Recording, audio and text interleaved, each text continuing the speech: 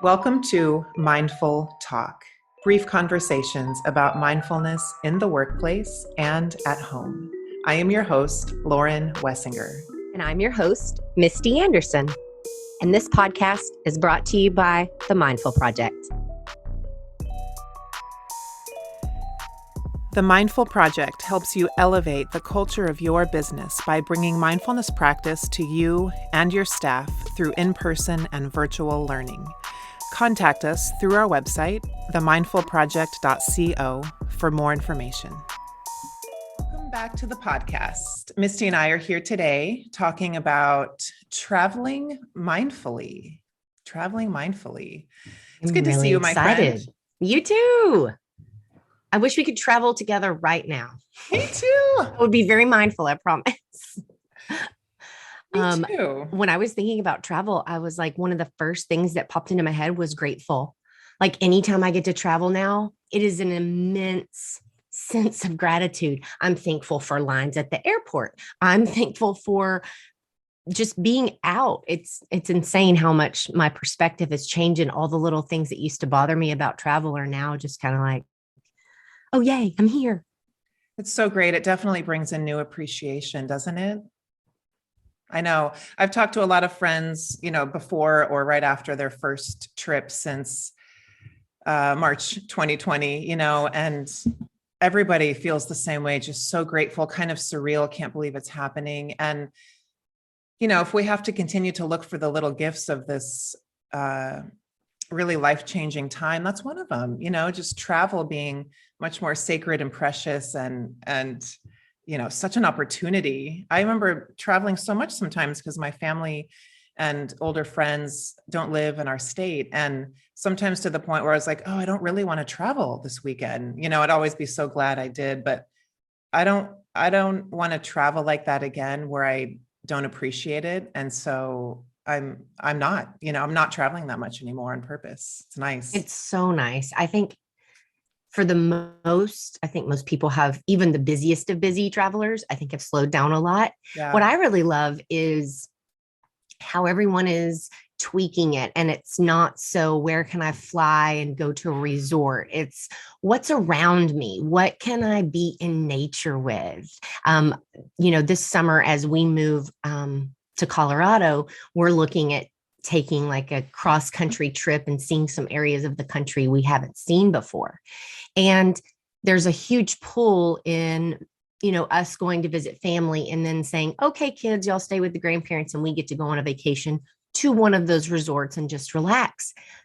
But the truth is we really want to get out and we want to see and we want to appreciate and show our kids that stuff. And so I think we're going to skip out maybe on that and just do what I would call hard travel, because it will be. But I'm really excited about that. I love that so much. Before the pandemic, I definitely hated long drives. I think the furthest I ever drove was probably Phoenix to San Diego, which is maybe a 6-hour drive. And that has changed since the pandemic, realizing that there's a lot of beauty in a long car ride. I drove alone from Fort Worth to Memphis to see one of my best friends. And I felt like such a big girl at 44 driving 7 hours by myself. And it was great. And I just loved not dealing with the hassle of people in the airport and my mask. And it's nice to get there and have your car, and it's cheaper in a lot of ways. I'm a big fan. I'm a big fan now. My husband and I are going to drive from Fort Worth to Crested Butte in June. And we never would have done that before, ever. We would have just been like, all right, check the flights. Let's go. It's completely changed how you mindfully travel. So when I was thinking about this subject, I was like, okay, well, it's kind of twofold. It's like the traveling, the actual physical act of doing and getting there. And, some people I have friends who struggle with like packing anxiety, like legit packing anxiety. And it starts 2 weeks before the even travel starts, so that part of the mindful travel. And then on the flip side, when you're there, wherever you're going, if it's just happens to be like one place, that aspect of really dialing into that place and kind of I really enjoy, it's not always possible, but I really enjoy putting me and whoever I'm with in travel in a bubble.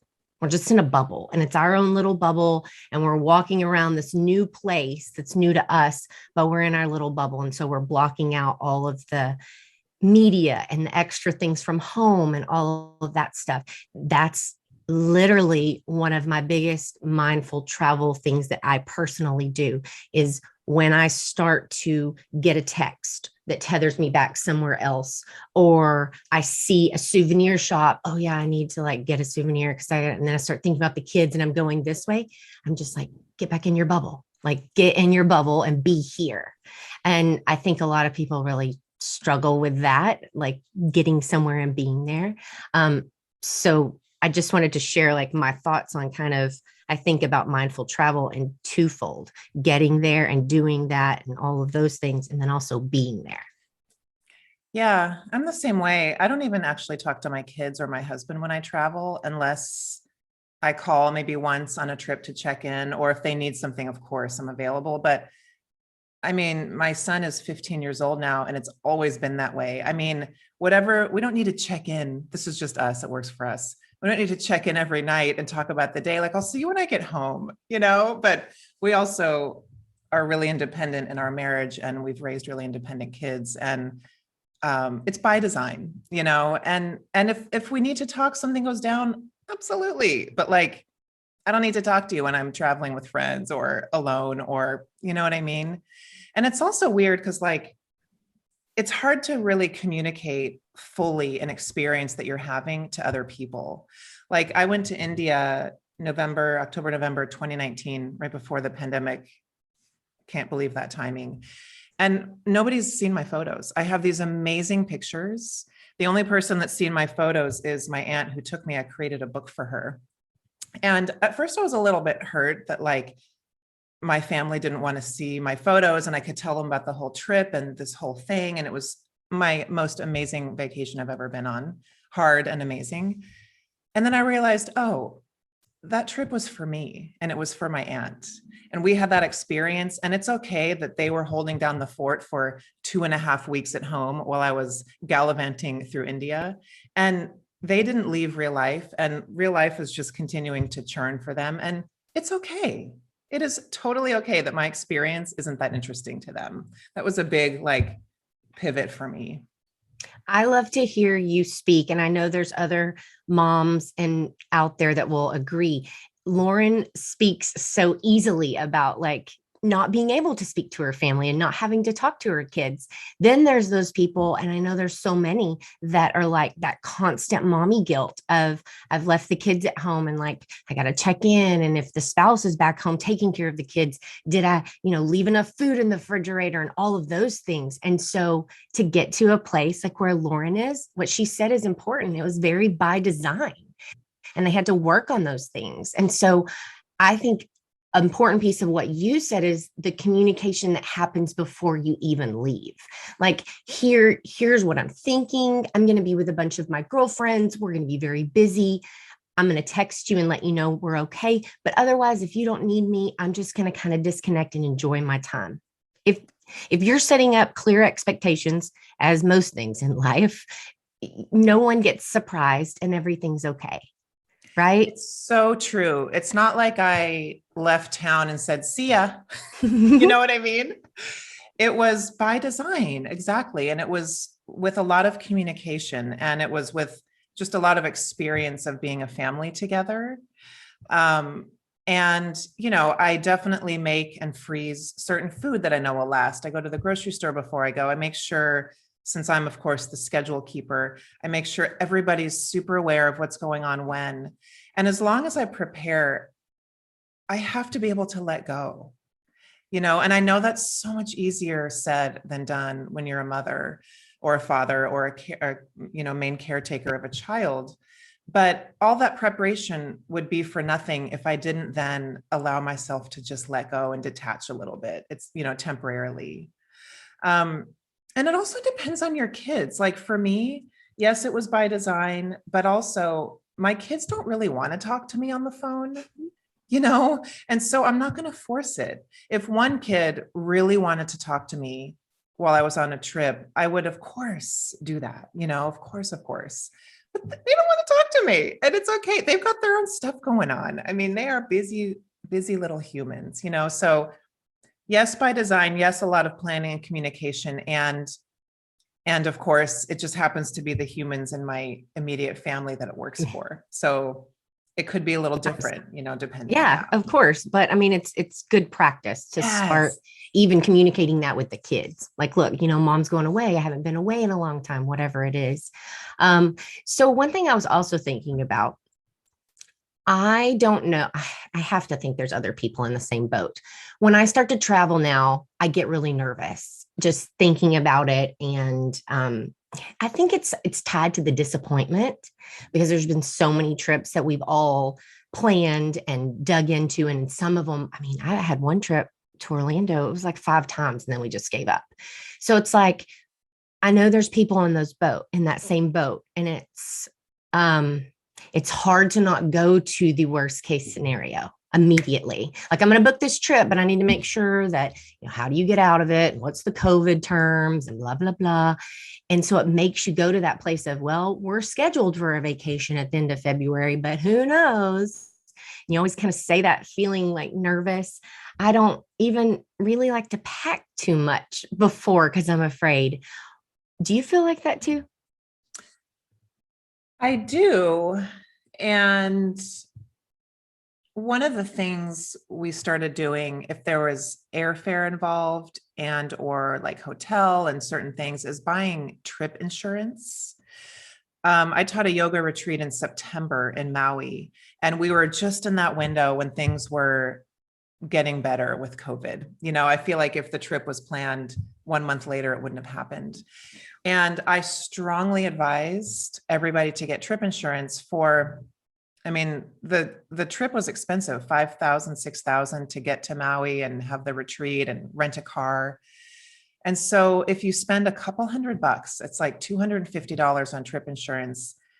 You get every penny back if something happens. And I had a couple of people the day before we were supposed to leave test positive for COVID or have some other like family emergency. One family was stuck in the hurricane in New Orleans and couldn't leave. They were displaced from their home, and they got all their money back. And I have a big trip coming up in April, and I bought trip insurance, and it makes me feel so much less anxious because a big part of traveling and having it fall apart is the money. I mean, Yes. traveling is expensive, right? And I bought the trip insurance that had a clause that if I get COVID or someone in my family gets it, so I have to be home to care for them, I can cancel and get all my money back. And pre-pandemic, I never would have bought trip insurance. Nothing ever gave me a reason to buy it. Like nothing ever happened with travel. But I have to say, the way it makes me feel inside is a game changer for a big retreat. So what do you do? I love that. What do you do about your disappointment? How are you handling and talking yourself through that disappointment when it does happen? I just allow myself to be really freaking sad. Such good advice. Yeah. I just allow myself to feel it. I give myself that day of disappointment, and I just do whatever I need to do. I give myself a break. I don't try to shoot the second arrow into that disappointment and lay other trips on myself about being so sad and wanting to cry and being pissed, And then the next day I just try to move on, like in the big picture of life, it's a minor setback. And so I just try to look forward to like, okay, so can we reschedule? Let's do this logistically and get this rebooked, see what we can do. I love taking the day. I need to work on that because I go into like, okay, how do I fix this? Where else could we go? And my brain starts going a million, but there's that disappointment that's flooding all of it, and it's not making me think clearly. So waiting the day is really good. What about, I'm thinking through situations that me and some of my friends have talked about.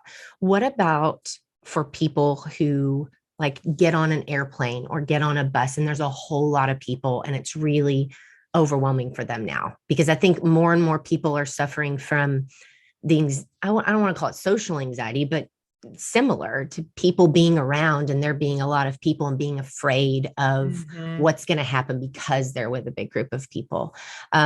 Is there something that people could do, maybe like a tiny little breathing where there's a lot of people around? When I feel the anxiety start to bubble up, it's all like in the chest and the belly and definitely in the mind. And so I always think, how far away from my brain and my head can I get? Where we go into that panic and that overthinking. And so, like, say you're sitting on a plane, put your attention at your seat, like where the backs of your thighs and your seat are touching the actual airline chair. And that center of gravity is real. Like, it's an actual physical center of gravity in your body.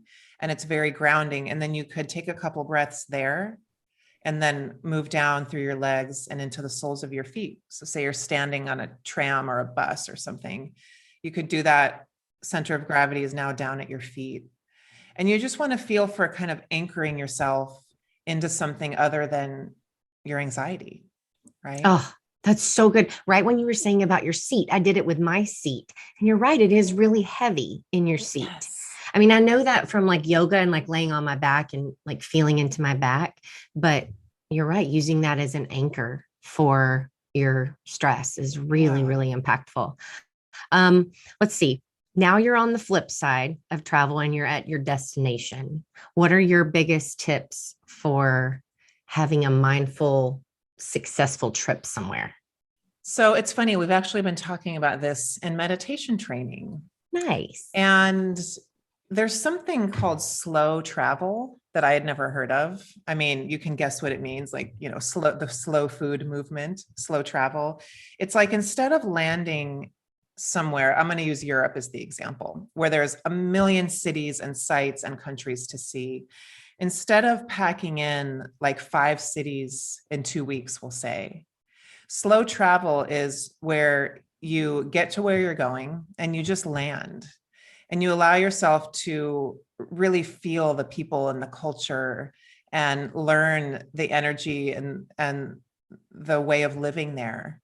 And in meditation training, we've been talking about it as a form of not only like respect to the planet, because it takes a lot to travel, of course, a lot of airline, a lot of, if you're driving, gas.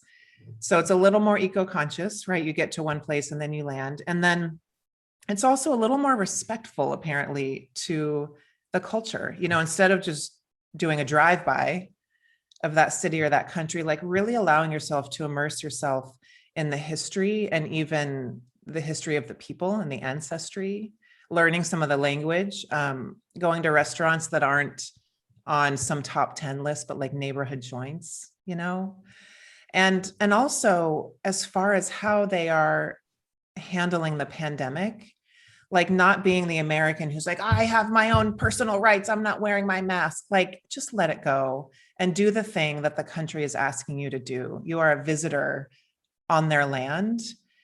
And so just doing what they need, doing what they ask, you know? Oh, that's such good advice. So the only time we've been out of the country since the pandemic, we went to Mexico last summer. And I did exactly what you said. I'm here. I am a guest. Stick that thing up my nose and swab me as many times as you need. I am here and I will follow your ways. And it went perfectly. And I was gracious and respected their culture and what they were, they're huge. It's tourism is very important to that area. And so they have to button it down and they have to figure it out. And so it's up to us to understand that in order to keep the whole thing going, we got to have some rules in place, and just to respect them. It's that simple. I think about it as a whole when we talk about mindful travel now. It's really traveling with a lot of compassion and flexibility and more patience than ever. And those are very difficult things to have inside yourself. And so I think that's where your mindfulness practice is going to really, really help you as you go into those big travels. I know it's going to help me because I haven't really traveled in a while with all my family and like the kids and all the things and the stressors and then the masks and put your mask on and all of those things. So there's a lot of added pressure. And I think being able to just kind of span out, be grateful, because that'll always bring you back. And then, if you're starting to panic, rooting into what you said, like grounding in. I think those are great tips. Totally. Totally. Everything you just said, it's like the flexibility, just assuming you're going to need to be flexible and resilient when you travel. And also having empathy for the people in service. For example, it's not that person's fault who canceled the flight. The person at the flight desk at American Airlines, the agent, it's not their fault. But we somehow feel entitled to lose it on them. I had a flight canceled in January. I was supposed to go see my dad, and it was a big trip. It was just he and and I was boarding, and I won't even get into the why, but I was boarding and had to leave the airport and go home. I didn't get on the flight. And I went up to the agent and I was just bawling, and she was so sweet. And she was like, "Are you okay? Do you need to reschedule?" I was like, "I don't even know. I just can't get on the plane." And she was so human with me, and I think when we're in a place of stress, we forget that it's a human being in front of us. And this is not their fault. This is not any of the people's fault who get to be the bearer of bad news. And so just really being mindful of how you're showing up in the world, because your kids are watching that. Everybody's watching it at the airport. Everybody's watching that. Someone's probably videotaping it. Right. Going on TikTok or whatever. Exactly. Yeah, I Love Actually is one of my favorite movies, and most people have seen it, but it's all at the airport. And it's like, if you look around, there really is love everywhere, but you have to really look for it. And nowadays, so many people are just walking around so much more angry in general that they're looking for somewhere to displace that anger. And so if you see that happen, try to think about that human and what that human is going through, because it's something, and that's coming from somewhere. And that's where I think my mindfulness practice has really where I went from kind of practicing and meditating, and then my empathy and my ability to really put myself in someone else's shoes is probably my biggest takeaway. And that remains so important in travel. So important. And say you walk up to a travel agent anywhere and they have an attitude with you, you don't know who they just talked to. I'm guessing it was 3 or 4 people who treated them like dirt. And then you get to go up and be the next person. And I dare you, if this happens to you, to not match that attitude they have, but to treat them with such love and empathy and kindness, and just watch the whole thing turn around. Watch the light in their eyes come back. Watch the tone of their voice change. I mean, we can literally change the world and people's day with how we are acting and responding to stress. That's such a beautiful way to end it, because you're right. And that's good homework for everyone. If you're out there, you're going to travel. Yay. I'm excited. I want to travel too. Just pack your patience and your kindness and your empathy. We thank you guys for being with us today. We look forward to seeing you next time. Take care.